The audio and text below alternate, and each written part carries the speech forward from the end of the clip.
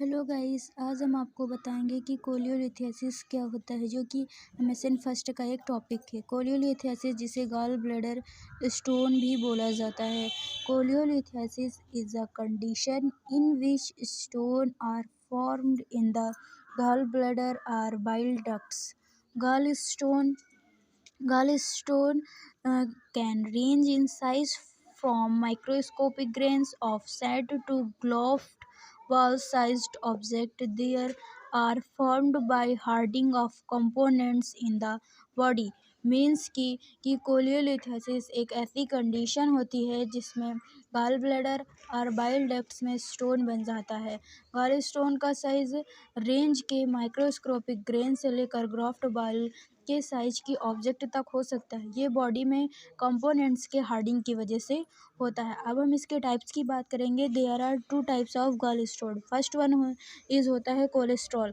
Cholesterol it compares of fatty substance found in the blood and is found throughout the body. Gallstone of this sort are the most prevalent. Means की होता है कि इसमें blood में पाए जाने वाले जो फैटी सब्सटेंस पदार्थ होते हैं वो ये पूरी बॉडी में पाया जाता है। ये एक प्रकार का गॉल स्टोन मोस्ट प्रिलिवेंट होता है। सेकंड पॉइंट होता है पिगमेंट स्टोन, जिसे प्राइमरली बिलिरुबिन बोला जाता है। This substance is formed when RBC in the liver break down. When there is too much bilirubin in the body, it can leak into the blood stream, causing the skin and eyes to turn yellow. jaundice means की होता है कि ये substance तब बनता है जब liver में RBC का ब्रेकडाउन हो जाता है, तो यह ब्लड स्ट्रीम में बहुत ज़्यादा बिलिरुबिन हो जाता है, जिससे स्किन एंड आइज जो होती है येलो हो जाती है और जॉन्डिस हो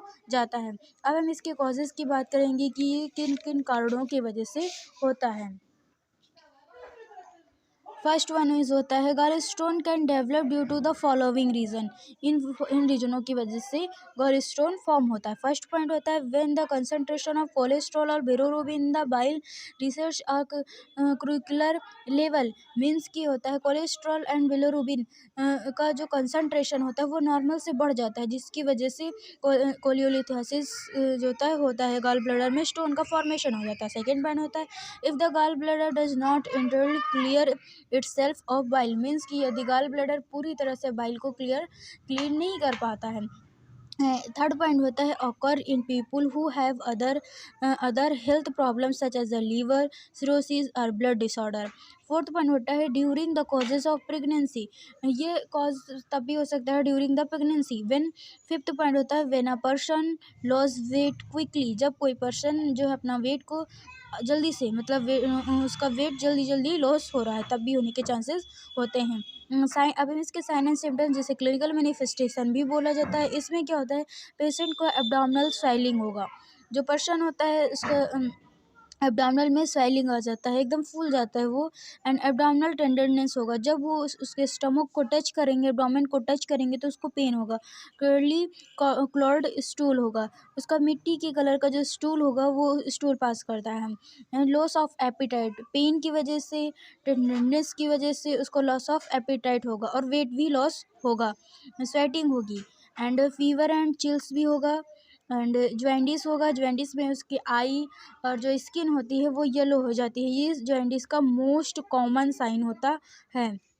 and nausea and vomiting, nausea feel होगा बट होता नहीं। Nausea without vomiting. अब हम इसके डायग्नोसिस की बात करते हैं कि इसको हम कैसे डायग्नोस्ट कर सकते हैं। डायग्नोस में हिस्ट्री कलेक्शन करेंगे पहले तो। फर्स्ट वन की हिस्ट्री कलेक्शन कि पेशेंट का हम प्रेजेंट मेडिकल हिस्ट्री लेंगे, पास्ट मेडिकल हिस्ट्री लेंगे, फैमिली हिस्ट्री लेंगे पेशेंट का कि पहले कोई प्रॉब्लम तो नहीं थी, कि पहले कौन सी सर्जरी हुई, पास्ट सर्जिकल हिस्ट्री लेंगे, प्रेजेंट सर्जिकल हिस्ट्री लेंगे कि क्या क्या पहले क्या प्रॉब्लम थी, अभी क्या सर्जरी हुई है, ये सारी हम क्या क्या मेडिसिन चल रही हैं, ये सारी हिस्ट्री हम कलेक्शन करेंगे पेशेंट का। फिजिकल एग्जामिनेशन, ऐसे तो हम पूरा हेड टू एग्जामिनेशन करते ही हैं, पर इसमें स्पेशली एब्डोमेन का एग्जामिनेशन करेंगे कि एब्डोमिनल टेंडरनेस तो प्रेजेंट नहीं है, एब्डोमिनल में स्वेलिंग तो नहीं है और पूरा होल बॉडी में जॉन्डिस तो नहीं प्रेजेंट है। स्किन और आइज़ को देखेंगे कि येलो तो नहीं है। अल्ट्रासाउंड में देखेंगे कि पेशेंट का ये मोस्ट कॉमन टेस्ट होता है कोलियोलिथियासिस का, जिसमें हम जो बाइल डक्ट होता है उसमें देखते हैं कि कितना जो ये स्टोन का फॉर्मेशन कितना हुआ है। और इंडोस्कोपिक रिट्रोग्रेड कोलिंजियोपेंक्रेटोग्राफी होता है, ERCP। इसमें क्या होता है, एक प्रोसीजर होता है जिसमें एक फ्लेक्सिबल ट्यूब होती है जिसमें आगे कैमरा, छोटी सी लाइट लगी होती है, वो माउथ के थ्रू पेशेंट के इंटर कराते हैं, स्टमक एंड स्मॉल इंटेस्टाइन तक जाता है, जिससे पता कर सकते हैं कि जो स्टोन का जो फॉर्मेशन हुआ है वो कितना बड़ा उसका स्टोन है।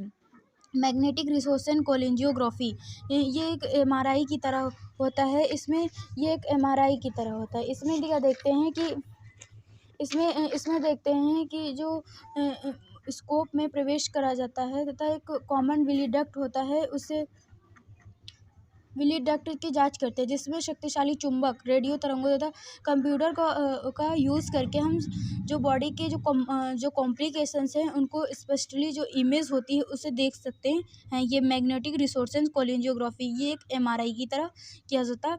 अब हम इसके मेडिकल मैनेजमेंट की बात करें तो ओवल डिल्यूजन थेरेपी यूज़ करते हैं। इसमें क्या होता है यूसोडियोल और कैनेडियोल जो 2 मेडिसिन्स हैं, इस मेडिसिन का यूज़ करके जो स्टोन है, जो बाइल डक्ट में जो स्टोन का फॉर्मेशन हो गया है, इस ड्रग को देकर इसे गलाया जाता है, उसको मतलब ब्रेक डाउन किया जाता है, और इस ड्रग को अपना काम करने में उसे कई महीने और साल तक लग सकते हैं। शॉक वेव लिथोट्रिप्सी, इसमें क्या होता है, शॉक दिया जाता है एक पेशेंट के बॉडी के थ्रू, जो होता है गॉल ब्लैडर स्टोन के पास ना एक शॉक दिया जाता है, जिससे उस वेव से जो है जो स्टोन होता है उसको ब्रेक डाउन किया जाता है, छोटे छोटे टुकड़ों में तोड़ा जाता है। परकुंटेनियस गॉल ब्लैडर ड्रेनिंग, इसमें क्या होता है, एक स्टेरलाइज नीडल होती है, इंसर्ट करते हैं to the gall bladder and after the tube is introduce to the acid in the further drainage. This operation may not be usually used a first line of design and the usually reserved for the who may not undergo other procedure bile is aspirate। Means कि ये एक sterilise needle इसमें insert करते हैं, डाली जाती है, और उसके बाद आगे जो होता है ड्रेनेज के लिए एक फ्लेक्सिबल ट्यूब डाली जाती है। ये ऑपरेशन जनरली जो है पहले ही किया जाता है, ऐसे मतलब सामान्य उन लोगों के लिए आरक्षित किया जाता है जो भी अन्य प्रोसीजर्स नहीं कर सकते हैं और जिनका जो बाइल होता है एस्पिरेटेड होता है।